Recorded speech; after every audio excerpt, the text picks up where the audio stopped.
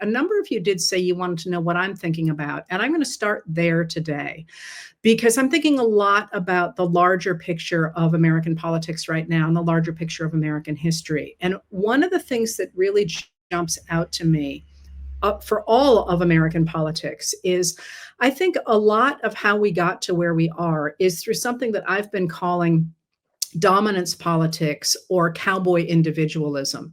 And what I mean by that is that if you think about the period after World War II, when pretty much everybody, Republicans, independents, Democrats, all believed in what they called the liberal consensus. And that's the concept of liberalism is the idea that the government should protect the rights and liberties of the individual.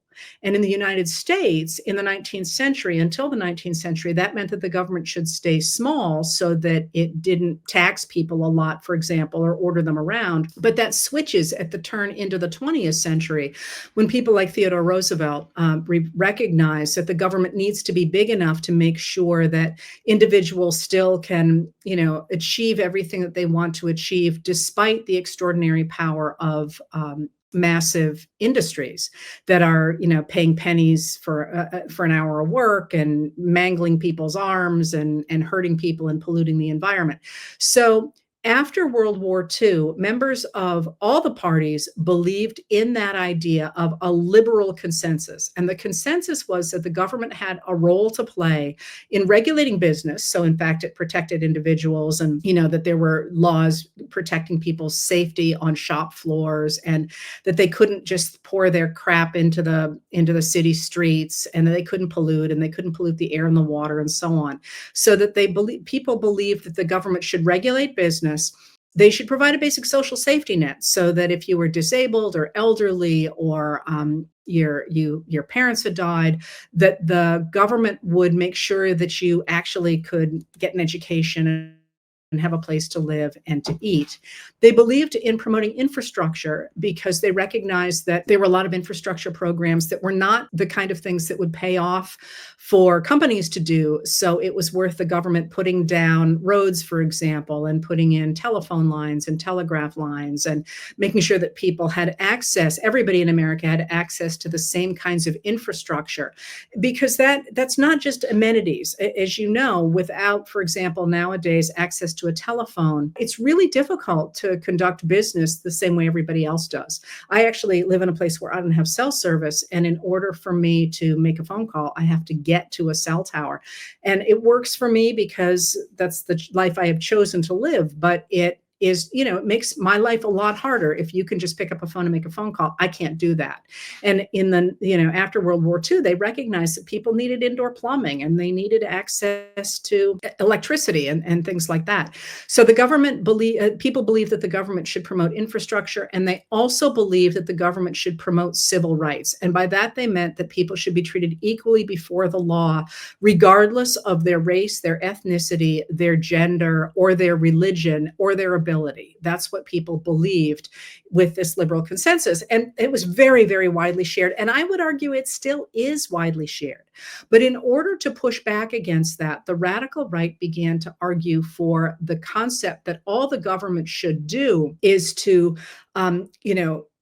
stop protecting all those things because that intruded on an individual's life, and that was crushing the individual rather than enabling that person to flower and become whatever that person wanted to be.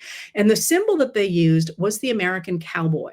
And what they argued was that was a true American, the idea of an American who did everything on his own, which was complete crap, by the way. The cowboys, by the way, a third of the cowboys were people of color, and they depended on the U.S. government. But the image was that the cowboy did everything on his own and didn't need the government for anything. And the government intruding in those four areas I just talked about cost tax dollars, and men couldn't run their businesses the way that they wanted to. So they begin to focus on this idea of the American cowboy who doesn't really he protects his women. He's good with a gun.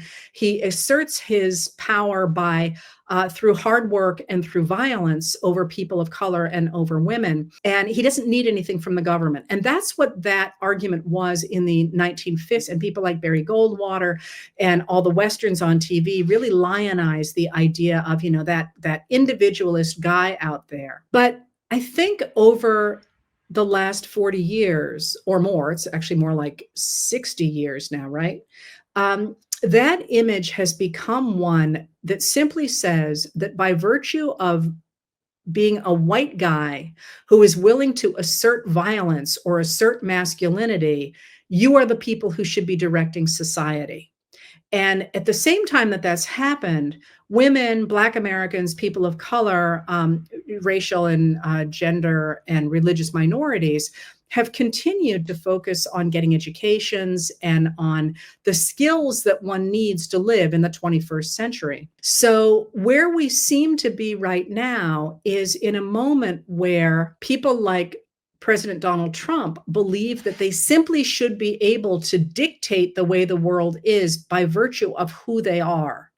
Ironically, it's the kind of essentialism that they say that Black Americans and people of color are relying on, but I think it's really them. And that's sort of the way I'm thinking about our politics in this moment, because what I am seeing with things like the strikes on Iran and with things like happened with Robert F. Kennedy Jr. today in the hearings on the Hill and so on is the assertion of men who are accustomed to being able to dictate the terms of the world in which they live, suddenly hitting up against reality and discovering that reality is not answering to their version of the world.